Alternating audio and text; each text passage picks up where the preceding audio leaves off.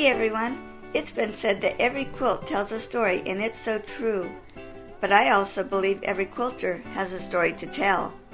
I wanted to hear about the people behind these wonderful quilts and thought you'd enjoy hearing about their lives also.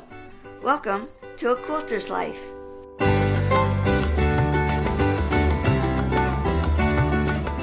Do you have a quilt shop you just love? Joyce Sims is so thrilled with her local quilt shop that instead of having me post pictures of her quilts, she is having me post a link to Bolts Quarters Quilt Shop.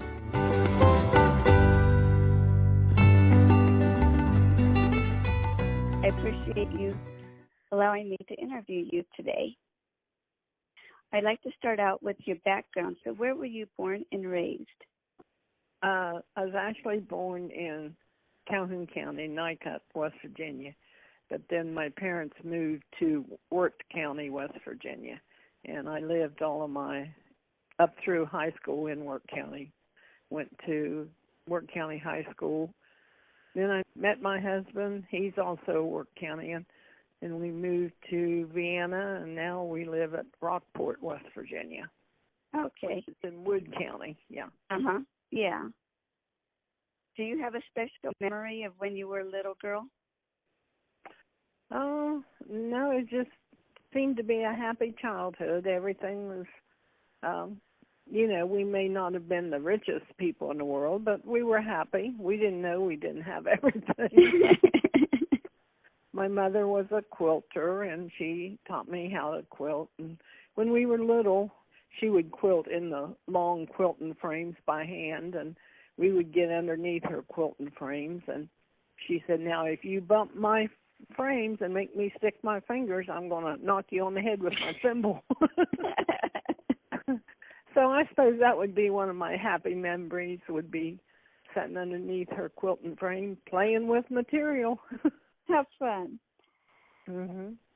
Now, are there other crafts you do besides quilting? Well, I don't do them now, but I used to do embroidery and crewel and just about any needle craft. And I used to help make clothes for people in, sewing clothes for them and so forth. But now, with my eyes and everything else that's going on, it's just sewing, quilting. Yeah. I do lap-size quilts and baby quilts, and I belong to a group called Quilts for Kids, and all the quilts that we make and stuff we donate to the different welfare programs and different children that need a quilt, or we call it hugs. Hugs. Nice. Quilt. Yeah. That's so neat. So who introduced you to quilting? Was it your mother? Yes. My mother, and she's always been she's deceased now, but she was always a homemaker, and she'd had lots of interest besides, the quilting. She was a hunter, did lots of gardening. Of course, she had 8 kids, so, we did a lot of gardening. Oh, yeah. And we lived out in the country. We didn't live in the city, so. And we did hunting and fishing and stuff like that. So that quilting was one of her main interests, and she passed that on to we girls. I have three sisters. Now, you probably don't remember a time when there weren't quilts around, huh? Probably not. Of course, with a family of 8, you needed all the quilts you could get. Yeah. And, of course, our house, we had upstairs, and that's where most of the kids slept. And, of course, the only heat we had was when the stovepipe went up through the ceiling. So in the wintertime, we had plenty of quilts on. Oh, boy. Do you have a favorite quilt that you have made? Not really. I'm more into what we call scrappy quilts. It's a little hard for my mind to wrap around cutting up 2 or 3 yards of material and then sewing it back together. So I'm more into the scrappy quilts. Anybody that has any leftover pieces, I get them and then I put them together. So that's more or less just scrappy. So recently I've been doing card tricks, the quilt pattern card tricks. Neat. So I vary. There's lots of them. When I was growing up, I hand-pieced a 2-inch flower garden. Now, let me tell you, now I don't go below a 2.5-inch. Yeah. My whole family, or my sisters, they're all into quilting, and one of my sisters just recently, well, the first of this year, bought a long arm. No, I'm sorry, it was last year. She bought a long arm quilting machine. So now we get to actually quilt our quilt tops. Oh, wow. You mentioned getting scraps from other people. Do you have fun putting the different colors together to make your block? More or less. One of my sisters, she's not OCD, but she has to think about putting colors together. Me, I lay it down and I say, that'll work, and I go with it. So I don't really give it much thought, because when you get scrappy, you kind of just got to throw them together. Yeah. But they turn out pretty. Mm-hmm. And when they go to kids, they play like I Spy and stuff with them. So yeah, they enjoy them. Do you have a favorite tool? The tools have changed over the years. Yeah, it's my rotary cutter and mat. Mm-hmm. I used to, when we were growing up, of course, we'd use cardboard patterns and trace around them and then cut them out. And, of course, you lose the sizes after a while. Yeah. And so now I like the rotary cutter and the rulers and the mat. Yeah. I use a 6.5-inch square almost entirely, because most scrappies are small. You know, the pieces are small. So anything bigger than a 6.5, I cut it down. Yeah. So I would say my favorite would be a 6.5-inch, and it's a Creative Grid brand. Yeah. I find that's the easiest to use. And then I use a 45-millimeter rotary cutter and one of the green mats. I can't pronounce the name of them, but it's the green mat. Yeah. Is there a particular part of the process you like, or do you like the whole process? Finished is the best process. No, I kind of enjoy them all. I iron them, cut them, sew them, and give them away. Yeah.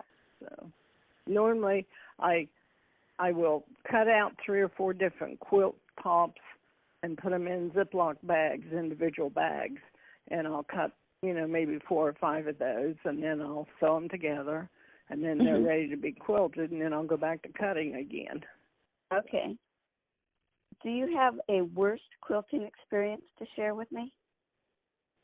Well, I guess probably I don't have a specific one.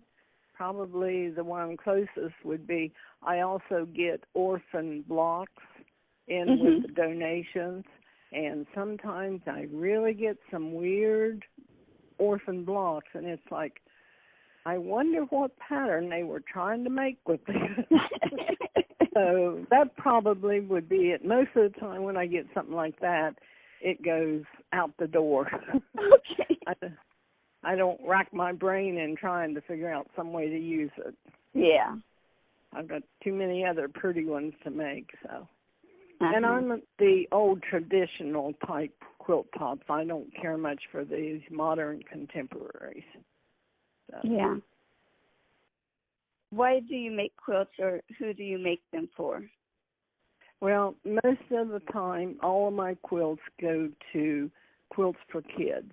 Now, I have a sister that's she likes some of the quilts, and I give them to her because she ends up giving them to people that need quilts too. So they end up going to, people that need them, charitable organizations and stuff like that.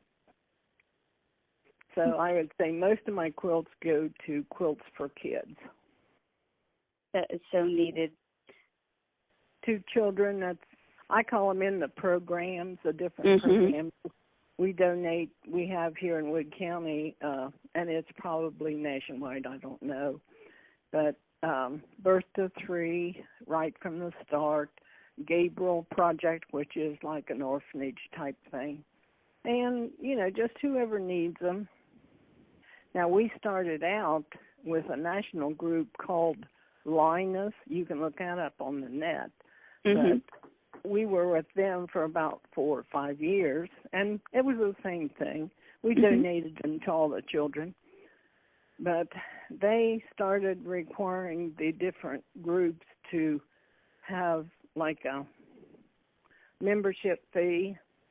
And we are retired ladies, and all of our stuff comes in as donations, so we really don't put, our time and effort is what we donate, not money. So yeah. So we dropped them and went with Quilts for Kids, which it's an organization, and I think you can look it up on the net, but it's an individual grouping too. They have some restrictions on the type of quilts and stuff that you make, but most of it is free choice. And I know the quilts that we make, we don't use wool, we don't use polyester. It's mainly cotton or a cotton blend. Yeah. So with your experience in quilting, what's a tip that you might give to someone? Do it for fun. I've talked with people that they get uptight. Oh, I got to get this finished. Well, that's no fun. Do it for enjoyment, and I do enjoy doing it. So my tip would be, if you don't like to do it, don't do it. Well, that's all the questions I have. Is there anything else you would like to share with me? I want to give a shout out to Bolts and Quarters. That's Bolts and Quarters, like bolts of fabric and fat quarters and stuff like that. That's a quilt shop. Of course, right now with this coronavirus thing, they're shut down. But they're down here around Lubeck, and they have a Facebook page and a website. But they allow Quilts for Kids to meet once a month in their shop. They have a little, what they call a social room. So we meet there. They accumulate donations. People can drop off donations there, and they'll give them to us. But we do a show and tell every first Friday of the month. And Bolts and Quarters also is, I belong to a senior sewing group, and they meet every Tuesday. Of course, not right now with the coronavirus going on, but Bolts and Quarters allows us to come in there every Tuesday. They store our machines, all of the material that's donated to seniors, all of our finished products, and everything like that. And then they also do what they call a Sunday social, like SEW social. Okay. And that's like a charity group people do for Habitat for Humanity. They make stuff for the Humane Society. Anybody that's in need of something that can be sewed. And ladies or men come in and just enjoy fellowship and sewing on something. So I want to give a shout out to Bolts and Quarters for allowing people to do that. If anyone wants to donate, we especially need batting. That seems to be the one thing that people, of course, if you don't finish your quilts, you don't have batting. But, so if anybody wants to donate anything when Bolts and Quarters opens up, we'll be glad to take it. That's great. I didn't know about all those events. Yeah. Well, they sell fabric. They also sell quilting machines, sewing machines. They give classes and everything like that. So, and it's a beautiful place down there. It is. It is. I got to visit it. Shop. And there is a link on my website to Bolts and Quarters. So good. Anytime I can give them a shout out, I'm going to. Because they do a lot of work, a lot of charity work and stuff. So that's great. And I want to make sure that they can stay in business. Quilting and sewing is not an art that a lot of people are interested in. So anytime I can include somebody in it, I'll try to do that. Yeah. Well, thank you so much for sharing with me. Okay, you're quite welcome.